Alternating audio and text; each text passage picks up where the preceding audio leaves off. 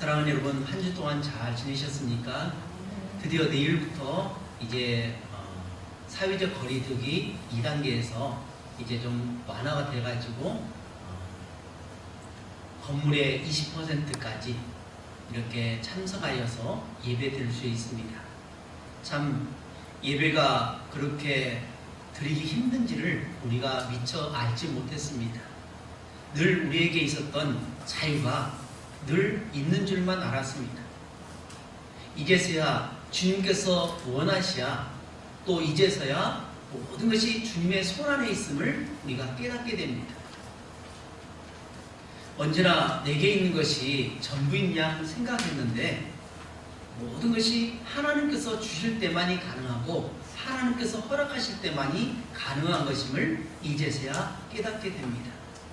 이제부터라도 하나님이 주신 좋은 기회들을, 하나님이 주신 달란트들을, 하나님께서 주신 시간들을 헛되이 보내지 말고 정말 모든 것을 하나님이 기뻐하시는 삶의 모습으로 나가도록 모든 축복을 하나님께 올려드리는 우리 모두가 되시기를 주님 이름으로 축복합니다.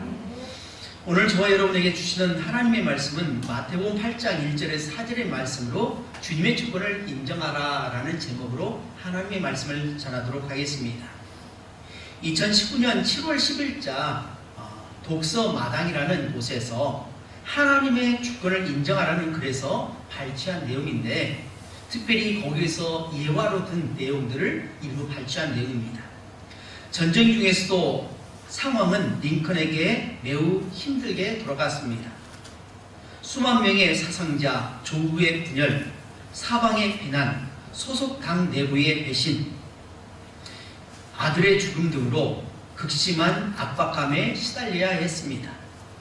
1864년과 1865년 내내 링컨은 필사적으로 하나님의 인도하심을 구했습니다. 안팎의 상황을 보기보다는 하나님의 주권을 묵상했습니다. 1864년 가을에 퀘이커 교도 일라이자 거니에게 속내를 담은 쓴 편지에서 링컨은 이렇게 주장했습니다. 전능하신 하나님의 뜻은 완전하여 반드시 이루어지지만 흠 많고 유한한 우리 인간은 그 뜻을 정확히 인지하지 못할 수 있습니다. 우리는 이 끔찍한 전쟁이 종결되는 행복한 날이 진작 오기를 바랬지만 하나님은 무엇이 최선인지 아시기에 우리의 뜻과는 달리 다스리십니다. 언젠가 우리는 하나님의 지혜를 인정하고 우리의 잘못도 인정해야 할 것입니다. 틀림없이 하나님은 이 대격동의 끝에 위대하고 선한 어떤 것을 계획해 놓으셨으리라 믿습니다. 하나님의 뜻이라는 문제 그리고 조국의 참혹한 시련에 깃든 주권자의 섭리를 골똘히 파고드는 링컨의 모습은 말년에 두드러게 나타납니다. 한 연설에서 링컨은 이렇게 말했습니다. 3년 전에 전쟁이 시작되었을 때만 해도 어느 당 어느 누구도 전쟁이 이렇게 계속되리라고 생각하지 않았습니다. 노예제도가 전쟁에 큰 영향력을 받으리라고 내다본 사람은 많지 않았습니다. 하지만 지금 우리의 모습을 보십시오. 전쟁은 아직 끝나지 않았고 노예제는 큰 영향을 받고 있습니다. 인간이 계획하지만 이루시는 분은 하나님이시라는 말은 참으로 옳다고 생각합니다. 사랑하는 성도 여러분, 전도서 3장 1절에 보면 범사에 기한이 있고 천하 만사에 다 때가 있다고 했습니다. 지혜로운 솔로몬처럼 우리들도 이 말씀을 되새겨야 합니다. 세상적으로 볼 때 모든 것을 잃은 것 같지만 하나님은 영원의 관점에서 일하시며 우리를 위해 모든 것이 합력하여 선을 이루신다는 점을 기억해야 할 것입니다. 설령 상황이 좋아 보이지 않다 할지라도 좋으신 하나님께서는 지금도 일하시고 지금도 관심을 기울이시며 지금도 절대 흔들림 없이 우리를 지켜주신다는 사실입니다.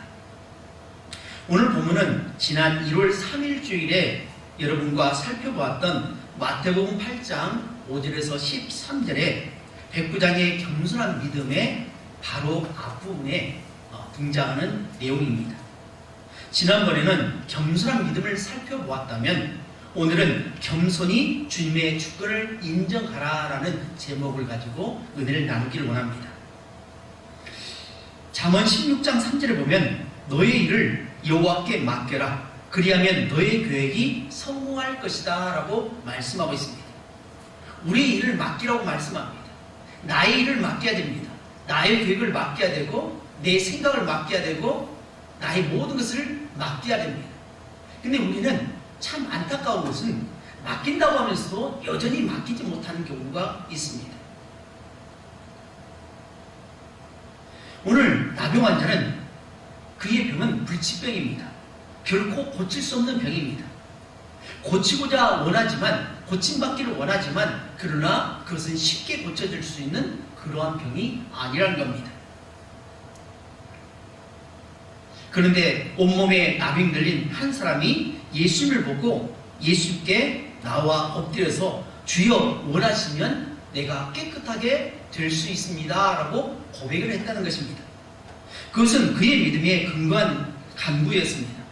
그는 예수님께서 원하시면 그 불치의 병을 고칠 수 있다고 생각했습니다.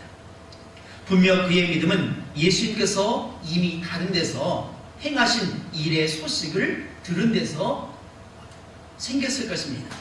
그것은 그가 상상하거나 지어낸 믿음이 아니라는 것입니다. 신뢰가 없이 그런 믿음은 불가능하게 됩니다. 그는 무슨 일이 일어나고 있는지 정확하게 알았고 또 그것을 믿었다는 사실입니다. 그리고 그는 무엇이 중요한지를 알았다는 사실입니다. 믿음은 들음에서 나옵니다.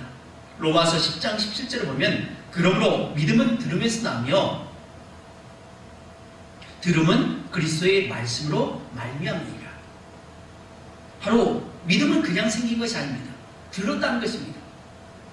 이것은 굳이 우리가 말씀을 인용하지 않더라도 우리는 잘 알고 있습니다. 시장에서라든지 아니면 들에서 우리 직장에서 우리는 여러 이야기를 듣습니다. 처음엔 믿기지 않습니다. 무슨 얘기냐고 말도 안 되는 얘기 하지 마라 라고 말합니다. 그렇지만 그것을 한 번 들어, 두 번 들어, 세 번 들어 계속 듣다 보면 마치 그것이 우리 마음에 쏙 들어와가지고 믿어져 버린다는 것입니다. 가짜 뉴스인 것을 뻔히 알면서도 이 가짜 뉴스도 계속 듣다 보면 마치 그것이 진짜인 거냐 들려지고 또 믿어져 버린다는 겁니다. 그것처럼 듣는다는 것은 매우 중요합니다. 그런데 중요한 것은 세상 말을 듣는 것이 아니라 하나님의 말씀을 들어야 한다는 것입니다. 그리스도의 말씀, 하나님의 말씀을 들을 때에 비로소 믿음이 생긴다는 것입니다. 그러면 우리가 믿음을 갖기 원한다면 말씀을 읽어야 됩니다. 살아계신 말씀, 생명의 말씀, 기록된 말씀을 우리가 읽을 때 우리가 믿음이 생기는 겁니다. 가만히 있으면서 믿음이 생기기를 바라는 그런 어리석은 사람은 되지 말아야 됩니다. 감나무에서 감이 떨어지도록 입만 쩍 벌리고 하루고 이틀이고 사흘이고 계속 기다리는 어리석은 모습이 아니라 무언가 찾으려고 노력을 해야 됩니다. 감을 먹고 싶다면 감을 따려고 무언가를 가지고 와서 행동으로 옮겨야 됩니다. 그것이 바로 믿음이라는 겁니다. 관건은 자신의 믿음이 아니라 예수님을 의지했고 그가 믿으면 이루어진 것이 아니라 예수님이 원하시면 이루어진다는 사실입니다. 믿음이란 자신의 믿음을 믿는 것이 아니라 예수님을 믿는 것이고 믿음의 근거와 또한 내용은 오로지 예수님이라는 사실입니다. 여기서 벗어나면 믿음이 아닙니다. 그리고 예수님께서 그의 병을 고쳐주시길 원했습니다. 예수님은 내가 원하노니 깨끗함을 받으라 라고 말씀하셨을 때 온몸에 퍼진 나병이 깨끗이 나왔다는 사실입니다. 그 다음에 이어진 중풍병자의 치유도 바로 예수님이 원하셨기 때문에 가능한 것입니다. 내가 가서 고쳐주겠다. 그저 백부장이 말하죠. 말씀만 하옵소서. 그러면 내 하인이 나을 줄 믿습니다 라고 했습니다. 이 사람이 믿었기 때문에 된 것이 아니라 주님이 고쳐주겠다고 허락을 한 것입니다. 만약 주님이 허락하지 않았는데 나는 믿습니다라고 한다면 그것은 안 되는 것입니다. 하나님이 예수님을 통해서 허락하셨기 때문에 가능한 것입니다. 그래서 오늘 저는 세 가지를 살펴보기 원하는데, 첫 번째로 주님의 주권을 인정하는 나병 환자의 자세를 배워야 한다는 사실입니다. 두 번째로 나병 환자의 요구에 대한 예수님의 반응입니다. 세 번째로 나병 환자의 질병의 문제를 해결해 주신 주님의 은혜가 있었다는 것입니다. 첫 번째로 주님의 주권을 인정하는 나병 환자의 자세를 배워야 합니다. 우리 다같이 2절 말씀 함께 봉독하도록 하겠습니다. 2절 말씀입니다. 시작. 한 나병 환자가 나와 저라며 이르되 주여 원하시면 저를 깨끗하게 하실 수 있나이다 하거늘. 아멘. 모든 문제 해결의 첫걸음은 주님의 주권을 인정하는 것입니다. 사랑하는 성도 여러분, 저를 비롯한 수많은 그리스도인들이 하나님의 주권보다는 자기의 생각을 앞세웁니다. 자기의 판단을 앞세웁니다. 자기의 기분이 먼저임을 깨닫게 됩니다. 하나님의 뜻이 중요한 것보다도 내 기분이 어떤지, 내 상황이 어떤지, 내가 지금 무엇을 계획하고 무엇을 생각하는지 그것을 앞세운다는 사실입니다. 하나님의 뜻이 어디에 있는지, 하나님의 마음이 어디에 있는지, 하나님의 계획이 어디에 있는지는 안중에 놓고 내 기분에 충만해서 살아갑니다. 그래서 내 건강의 문제, 내 물질의 문제, 진로의 문제를 가지고 하나님 앞에 매달려 기도합니다. 때로는 그것이 응답받기 위해서 어떻게 하냐? 생떼를 쓸 때가 있습니다. 하나님의 뜻은 금식하기를 원하지 않는데 금식합니다. 30일, 40일 금식하고 생떼를 쓰면 하나님께 들어주겠지, 하나님 앞에 나가서 부르짖으면 되겠지라는 식으로 무조건 우리의 뜻을 관철시키려고 노력할 때가 참 많습니다.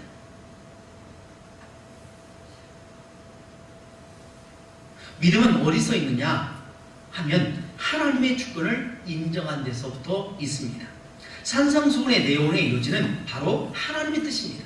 하나님께서 원하신 것이 무엇인지를 산상에서 제자들에게, 그리고 그곳에 모이는 사람들에게 말씀하셨습니다.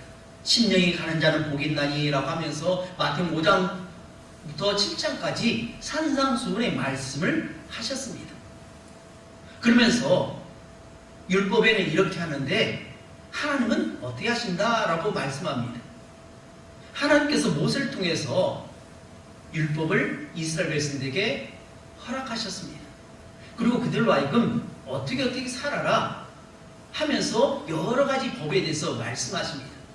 그것은 바로 하나님께서 어떤 뜻을 가지고 계시며, 또한 율법을 통해서 죄에 대한 것을 깨닫고 회개하고 돌아올 수 있도록, 그리고 성전을 주신 이유는 예수 그리스도의 예표입니다. 성전에 와서 예배하는 것은 예수님께 예배하는 것입니다. 그래서 예배는 어떻게 하는 것이다, 그리고 예수님께는 어떻게 하는 것이다 라고 하기 위해서 성전을 주셨는데, 정작 그들은 성전인 예수님을 거부하고 오히려 율법의 행위만을 그들은 주장했습니다. 그래서 율법에서 이는 이로 갚으라고 했습니다. 눈은 눈으로 갚으라고 했습니다. 그래서 나에게 잘못하면 나도 그렇게 되갚아주는 것이 마치 옳은 것처럼 그렇게 행동해 버렸다는 것입니다. 무엇이 문제일까요? 하나님의 뜻을 알지 못한 채 그저 문자적으로 율법적으로 다가섰다는 것입니다.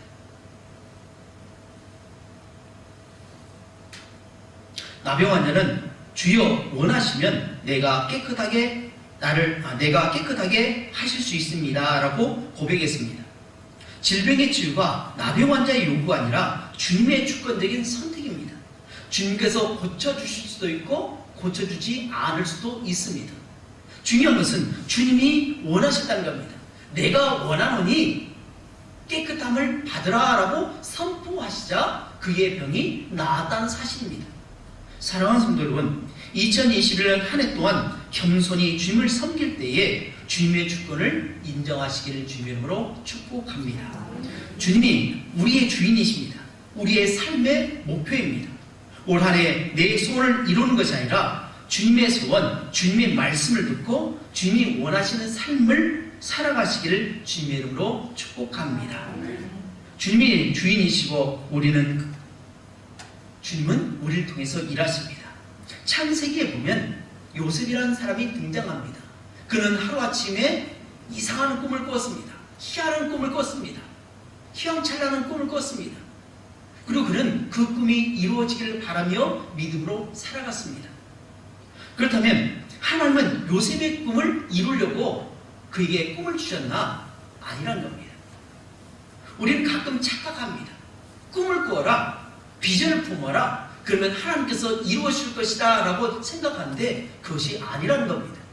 하나님은 하나님의 뜻을 이루시기 위해서, 성취하기 위해서 요셉을 사용하신 겁니다. 요셉이 애굽의 총리가 된 것은 그가 잘 먹고 잘 입고 잘 살고 그 집안이 성공하고 그 집안이 행복하게 사는 것이 그것이 목적이 아닙니다. 하나님의 목적은 하나님께서 이미 아브라함에게 선포하신 그 일이 요셉을 통해서 성취되기를 원하신 겁니다. 하나님께서 이스라엘 백성들이 애굽으로 이주하기를 원하셨습니다. 왜냐하면 가나안 땅에 그대로 남아있게 되면 가나안의 모든 삶의 방식들 그들을 닮아가기 때문에 하나님은 특별히 구별되길 원하셨습니다. 그래서 애굽의 고센 땅에서 그들만이 예배하는 공동체를 만들어 놓고 그곳에서 남들과 합하지 않은 구별된 삶을 살도록 하기 위해서입니다. 구별하기 위해서 애굽 땅으로 옮기셨던 것이지, 그리고 그곳에서 하나님은 나라를 이루기 위해서, 백성을 만들기 위해서, 국민을 만들기 위해서, 그곳에서 성장하도록 하기 위해서 요셉을 애굽의 총리로 만들어 놓으셨습니다. 만약 애굽의 총리가 되지 않으면 그들이 가고 싶어도 애굽 땅으로 갈 수가 없습니다. 또 애굽 땅으로 간들 그들은 영향력을 있는 삶을 살지 못합니다. 그런데 요셉을 통해서 하나님은 놀라운 일을 하셨습니다. 꿈을 해석했습니다. 비전을 제시했습니다. 그리고 나라를 살릴 수 있는 그런 방법들을 만들어 놓을 수 있기 때문에 요셉의 말에 왕을 비롯해서 수많은 사람이 따를 수밖에 없었습니다. 그런 영향력을 끼칠 수 있는 사람을 만들기 위해서 어떻게 하냐? 하나님은 요셉을 고난의 터널로 집어넣으셨습니다. 그리고 고난의 터널을 통해서 그가 변화되었습니다. 자기의 꿈이 아닌 하나님의 꿈을 이루고자 하는 삶을 살기 위해서 노력했기 때문에 하나님은 요셉을 귀하게 사용하셨던 겁니다. 그리고 때가 되니까 애굽에서 다시 불러내지 않습니까? 마찬가지입니다. 하나님은 우리 동산교회 성도를 통해서 하나님의 뜻을 이루어가기를 원하십니다. 그래서 2021년 우리는 하나님의 비전을 품을 수 있어야 됩니다. 하나님, 올해 내가 무엇 하길 원합니다. 하나님, 내 자식이 잘 되고 또 농사도 잘 되고 또 우리 집안도 잘 되고 모두가 잘 되고 그런 것이 아닌 하나님의 은혜 가운데 우리 집안이 하나님의 뜻에 순종하게 하옵소서. 하나님의 뜻을 구별할 수 있도록 지혜를 주시옵소서. 하나님께서 원하시는 그런 삶을 살아가도록 우리 동산교회가 그 비전을 향해서 나갈 수 있는 그런 믿음을 주시옵소서. 내 비전이 아니라 하나님의 비전을 동산교회를 통해서 이루어가길 소원합니다 라고 기도하는 그런 삶을 사시기를 주의 이름으로 축복합니다.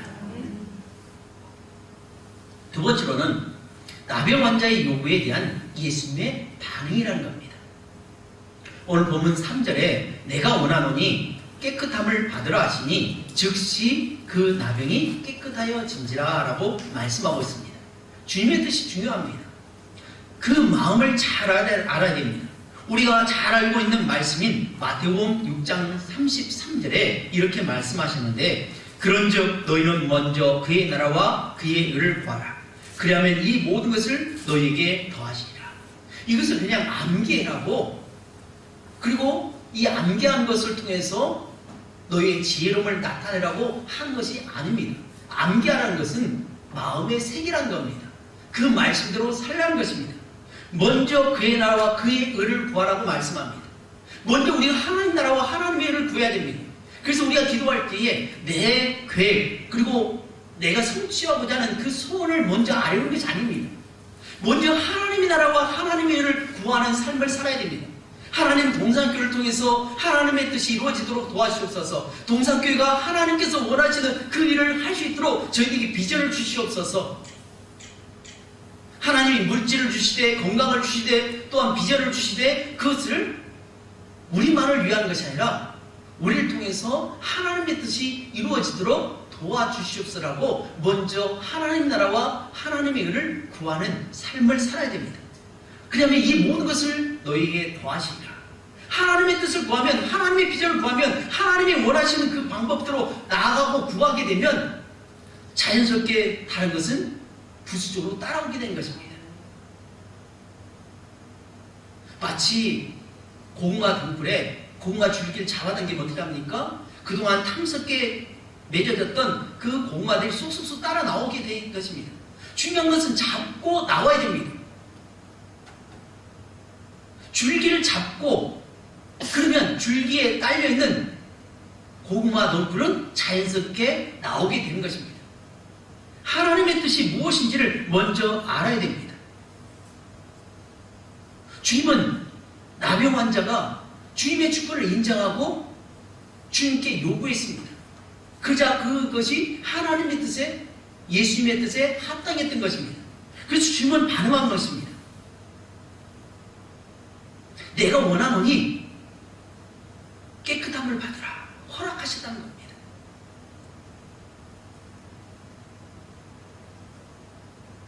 하나님은 우리에게 더 좋은 것, 더 복된 것을 주시기 원하십니다. 그렇기 때문에 독생자 예수 그리스도, 우리가 늘 고백하지만 하나밖에 없는, 한 분밖에 안 계신 하나님의 아들, 그분을 이 땅에 보내주신 것입니다. 그래서 하나님 무엇을 기뻐하시는지 알아야 합니다. 하나님은 예배를 기뻐하십니다. 하나님은 기도를 통해서 하나님은 일하시기 원하십니다.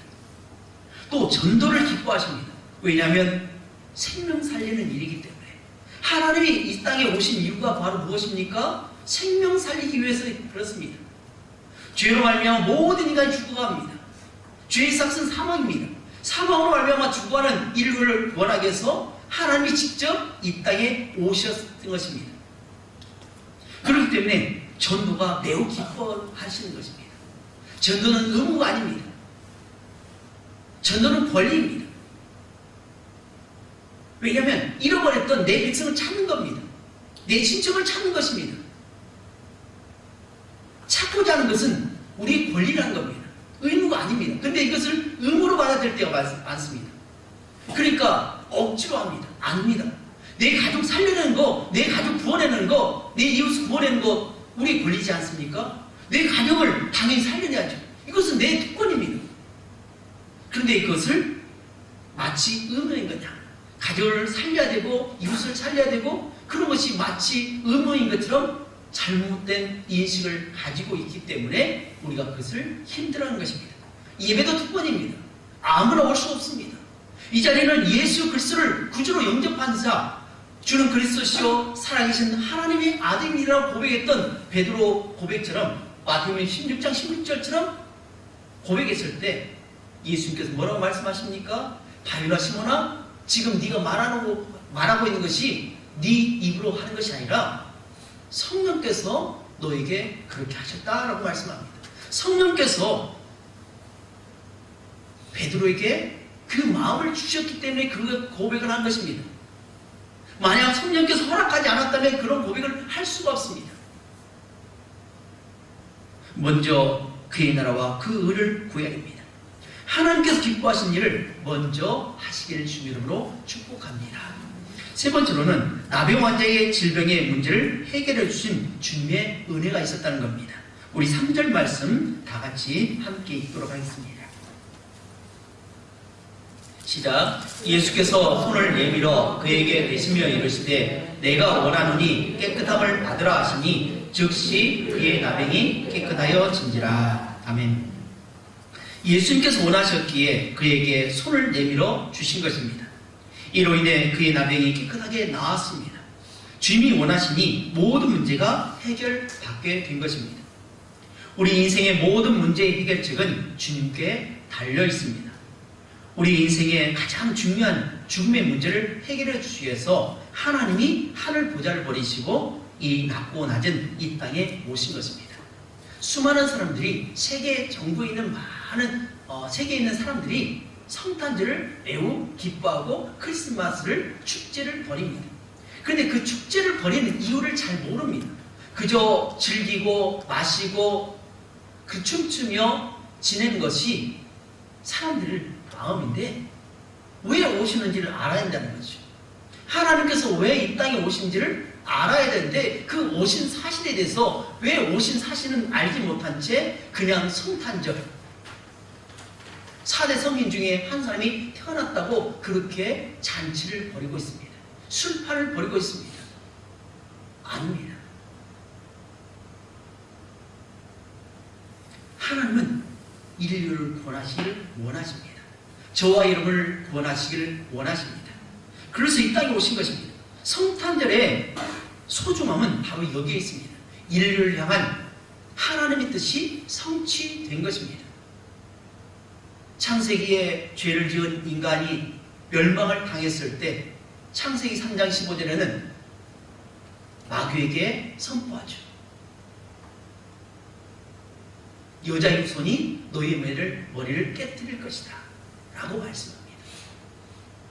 바로 그것이 예수님의 탄생, 예수님의 십자가의 죽으심과 부활하심을 선포하신 것입니다. 이미 창세기에 하나님은 죄를 짓게 만든 사단의 무리를 깨뜨리시려고 작정하셨고 우리를 구원하고자 이미 약속하셨습니다. 이것을 가르쳐서 원시복음이라고 말씀합니다.